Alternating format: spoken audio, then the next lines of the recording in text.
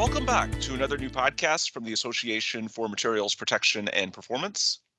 My name is Ben Dubose, and I'm a staff writer with the AMP Publications team, where I write for Materials Performance Magazine and Coatings Pro Magazine. On today's show, I'm joined by Robert Dahlstrom, founder and CEO of Apellix. For those who don't know, Apellix provides software-driven aerial robotics platforms to paint, coat, clean, and make physical contact during flights for contact-based inspections. A serial entrepreneur, Bob is passionate about designing and creating software-controlled robotic systems that keep people out of harm's way and potentially save lives. Bob is a frequent presenter on the use of robotic systems for non-destructive testing, inspection, and evaluation, and he has presented at numerous conferences. He is also author of a chapter on robotic NDE inspection in the Handbook of NDE 4.0. Bob is active with various standards bodies for robotic inspections. Bob, welcome to the podcast. How are you? I'm wonderful. Thank you.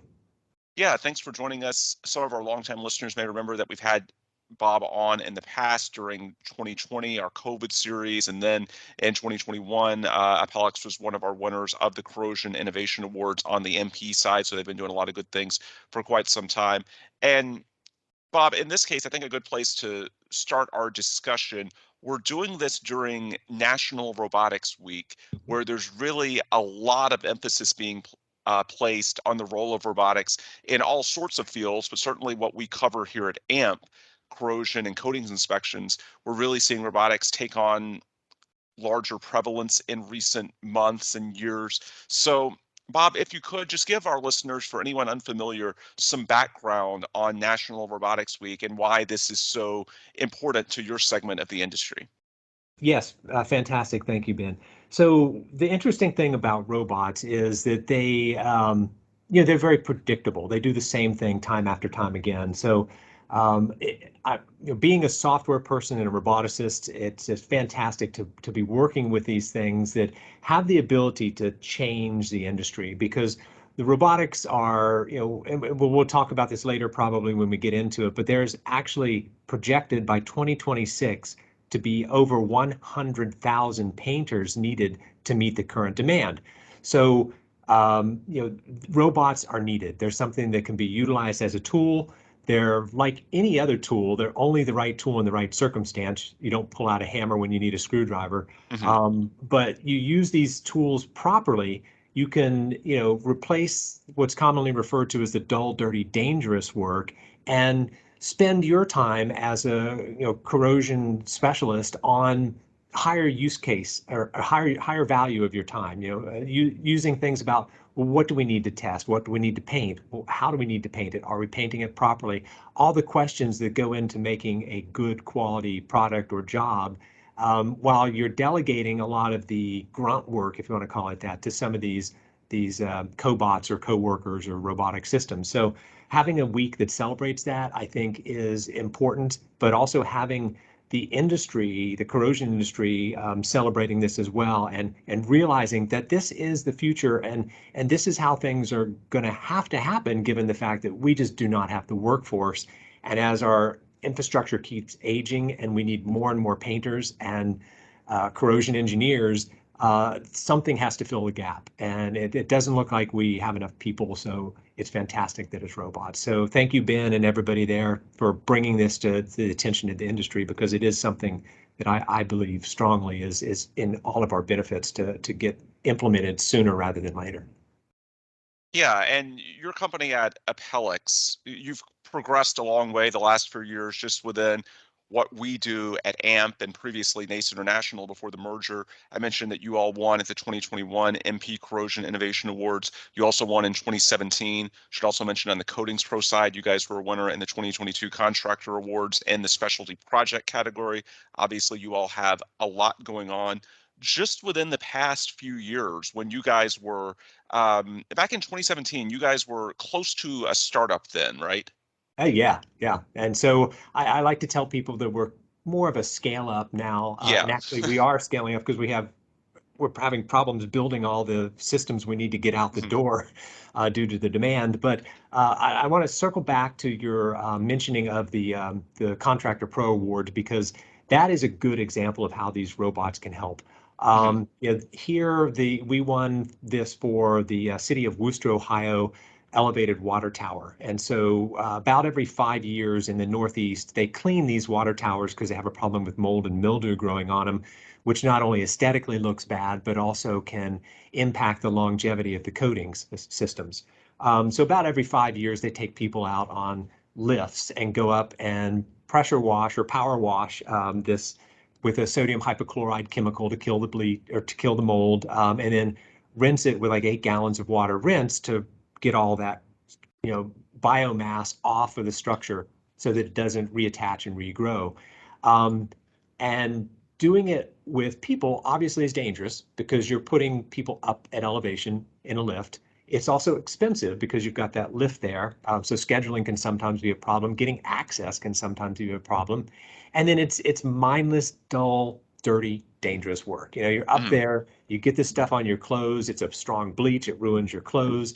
You can inhale it. I mean, it's just not an environment where you want to be.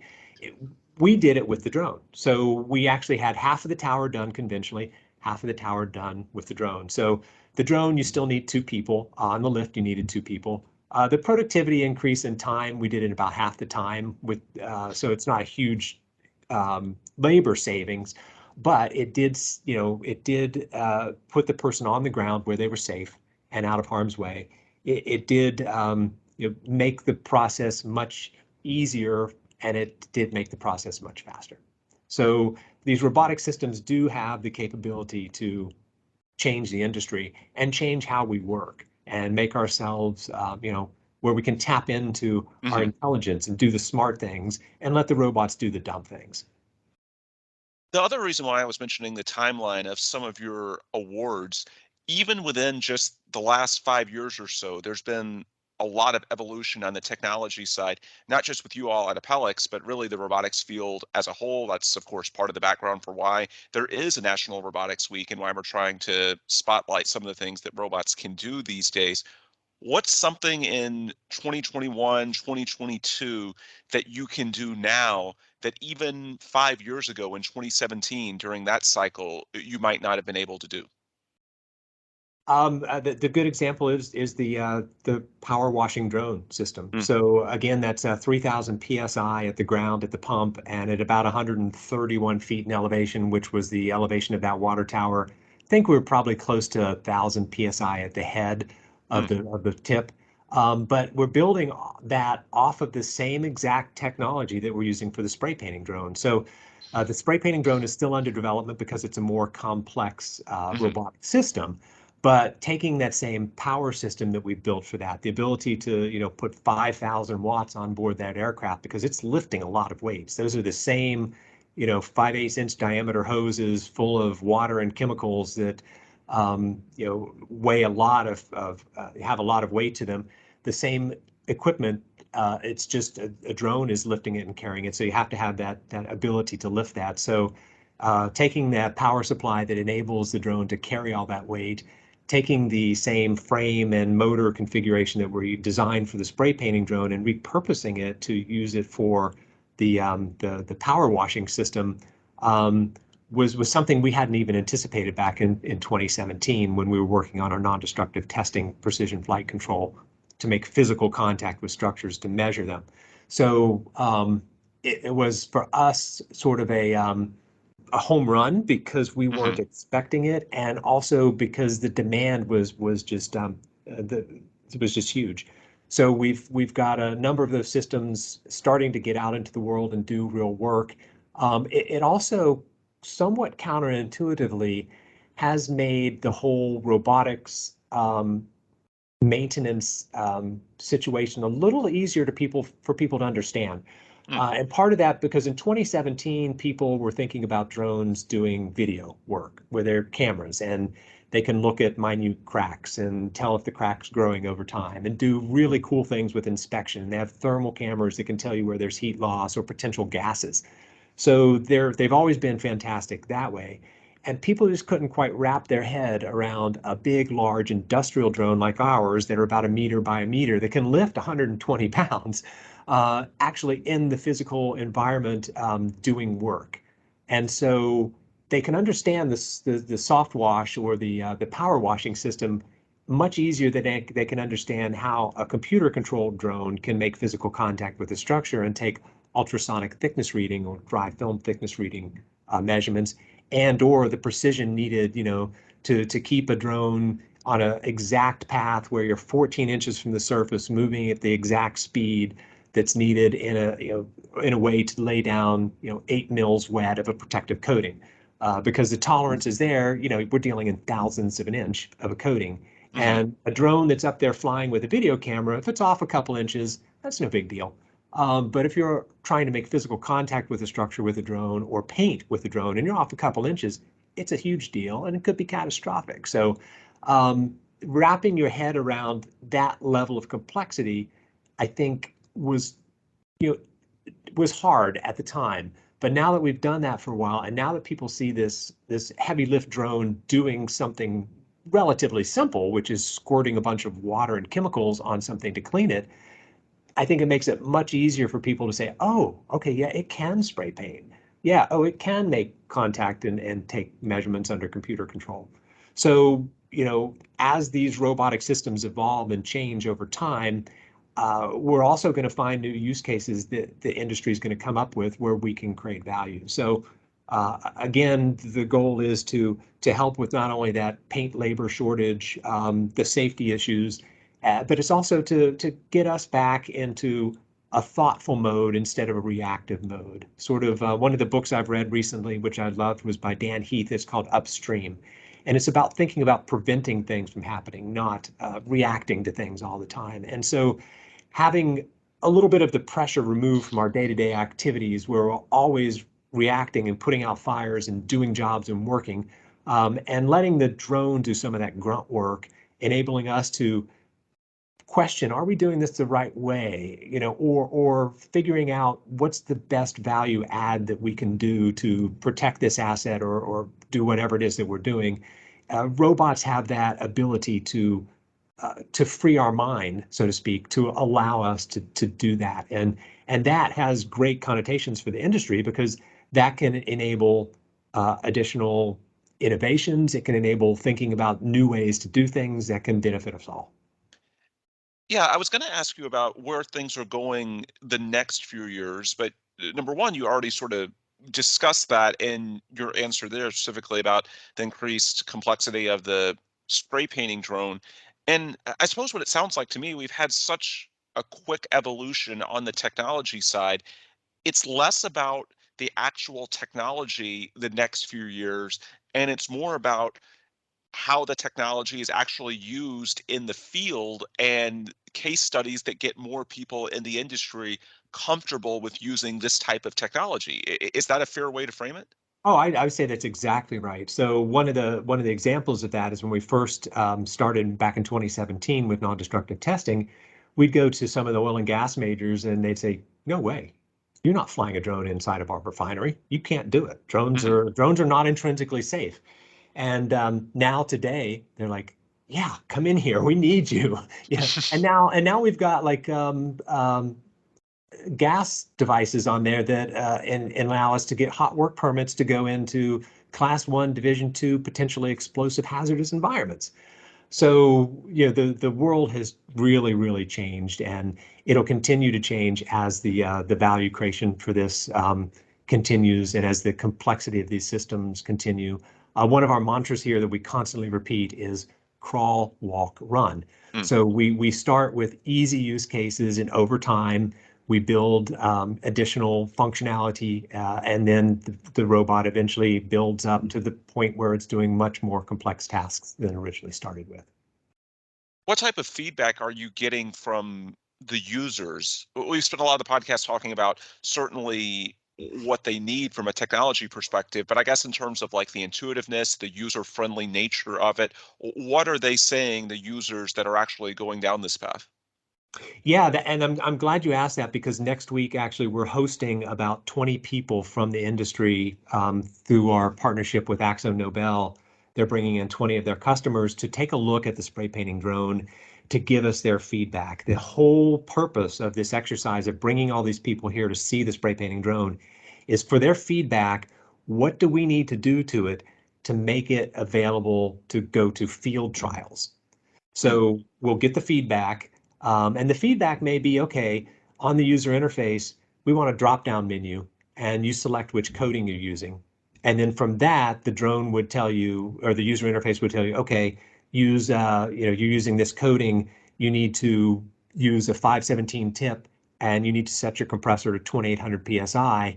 And then internally, the drone would say, okay, I need to be 14 inches from the wall, moving at, 60 or zero point 0.6 meters per second. So, it can calculate what it needs to do to dial in the right parameters to do the proper coding job to apply the proper mill thickness. So input from the industry will be crucial in not only user validation, but also what is it that we need to do so we can get this thing in field trials, because there's still a ton of work to be done on the spray painting drone. Once it's completed field trials, we then have to come back and all the lessons learned have to be incorporated and built and added and modified. Then at that point in time, we hope to have something ready for a minimum viable product that we can get out into the market and people can start using. But we found that methodology to work well. That's what we did with our non-destructive testing and with our power washing system. Getting industry feedback early, getting it into field trials, because these things operate perfectly at our warehouse where we've got a facsimile of an above ground storage tank and a really high wall, but you get out into the real world and they don't always operate the same. So you run into challenges that you never foresee. So getting it out in the real world, getting that feedback, modifying the system, making it better to overcome those limitations, or making modifications to make it easier to use, all are critical and important. And one of the things we say is that, we're roboticists and software engineers. We're not coatings experts. And so Hmm. that's a great value that we've had with our relationship with AkzoNobel. They are, and they've been able to help us understand. And over the years, we've been able to learn what it means to put down, the right layer of film with a Mm. molecular adhesion, and that does the perfect paint job. And so that's what we aspire to. And a lot of it just comes down to math, right? It's Right. you start thinking about the transfer efficiency ratio. If you're too close with your spray tip, the atomized paint bounces off the surface. If you're too far, it blows away in the wind. So getting the right distance from the wall is something people do all the time fantastically well because they're intuitive. They can intuit and they say, oh, okay, I'm too far or too close, and they just move their hand. But it's also math. If you know, the tip you're using, the component that you're using, the compounds, the paint, if you know the weather conditions, right? Because these are flying computers, right? They know the ambient Hmm. temperature, the barometric pressure, the relative humidity, this temperature of the surface being coated. That all can go into a lookup table in the software and says, okay, given all these parameters, I need to be this distance from the wall moving at this speed to get this mil thickness on the coating. One of the things that I really like about National Robotics Week is that it spotlights so many segments of the industry, including some of the workforce opportunities. Because I'm guessing, with regards to some of the challenges for you all, you mentioned from the client end, especially in the oil and gas space, a few years ago, you had some clients that are worried about safety issues. I suspect also from time to time you run into people who are a little bit nervous about the potential for costing human jobs, because some of these things that uh, drones can do. Now, I know you mentioned that these systems, and you're right, can keep people out of harm's way and potentially save lives. But at the same time, you're always going to run in whenever you have any sort of software that replaces a traditional human task. It's just human nature to have some people concerned about what is this going to mean for our jobs and my Oh, ability to absolutely. provide Yeah. for my family. So I guess the counter to that, of course, is that even if there's less humans involved in an inspection, you need humans to guide the drones, you need humans to interpret the data. So, what do you say to someone that's worried about the workforce issues that might result from, say, the robotics evolution in the corrosion industry? Oh yeah, that's a big concern. A lot of people, are concerned that robots will take their jobs. And for painting, it's not true. If anything, this is going to create additional jobs because I alluded to the fact that by 2026, there's 100,000 painters needed to meet the current demand. Hmm. In addition to that, by 2031, 41% of the workforce will have retired, according to NCCER. So we've got a lot of people aging out. New people aren't coming into this. The number on that is 11 years. For new employees to be as productive as the people they're replacing takes 11 years. They also, I've heard the statistic, only 1 out of 10 new hires last for longer than a year. So we've got a lot of people retiring in the industry. We've got very few people coming into the industry. We've got more and more paint jobs that are being needed. One way to get the talent into the industry is, because a lot of the new people don't want to come in and spend all day at the end of a paint wand, mindlessly moving it back and forth to apply coating. But they do want to come in and operate a robot that's doing Mm. that. And so, you have to have, we've designed, for example, the spray painting robot. In some respects, it's kind of like a dead man stick on an engineer for a train, right?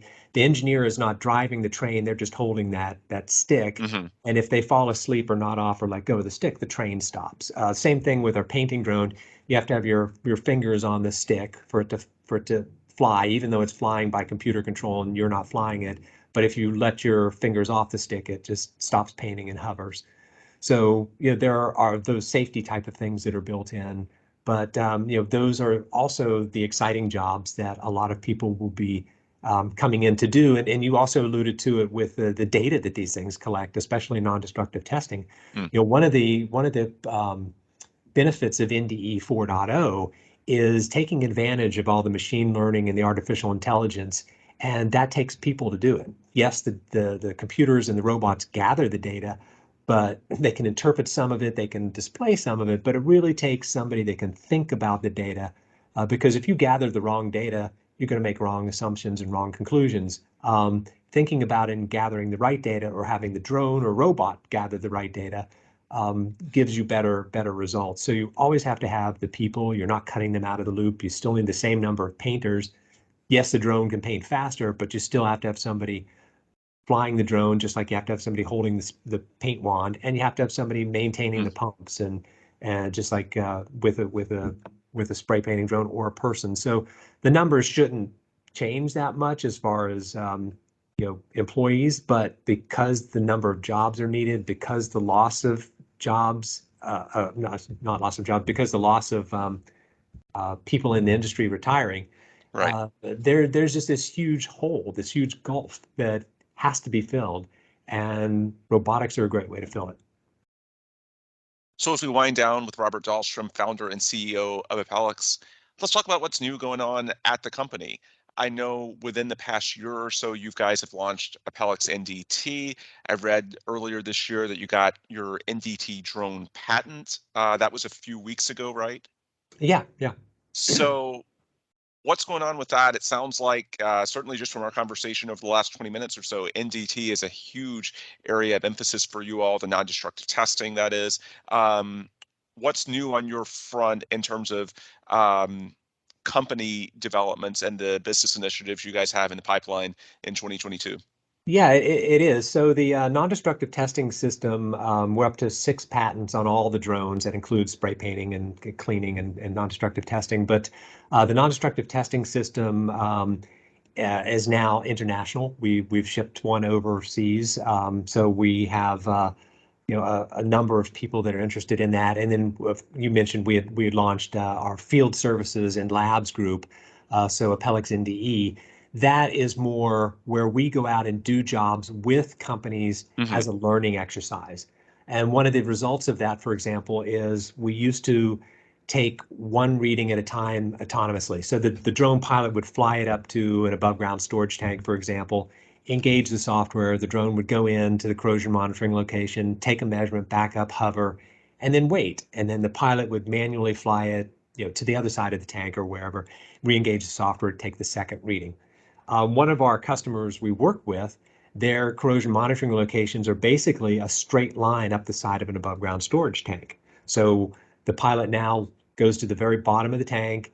They engage the software. The drone goes in, takes a reading, comes back, goes up, and starts taking a series of readings automatically every 12 inches until the pilot either says resample a location or stops and then moves it to the next location. So as we continue to automate this, we have additional products coming out. Um, additional functionality for this product coming out for non-destructive testing.